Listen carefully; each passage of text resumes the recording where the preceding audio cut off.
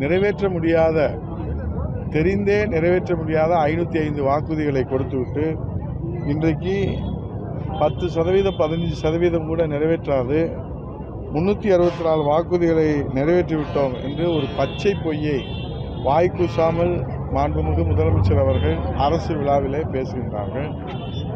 இப்போது அவர் ஒன்றை மட்டும் முதலமைச்சர் ஆனதற்கு பின்பு கற்றுக்கொண்டிருக்கிறார். என்னவென்று சொன்னால், பொய்யை மெய்போல் பேசுவதிலே கின்னஸ் சாதனை படைத்திருக்கிறார் ஸ்டாலின் அவர். பொய்யை மெய்போல் பேசுவதிலே முதலமைச்சர் ஆனதற்கு பின்பு ஸ்டாலின் அவர்கள் இந்த தமிழ்நாட்டு மக்களுக்கு கொடுத்திருக்கிற பரிசு, பொய்யை மெய்யாக அவர் பேசுவதுதான் இந்த தமிழ்நாட்டு மக்களுக்கு கொடுத்திருக்கிற பரிசு.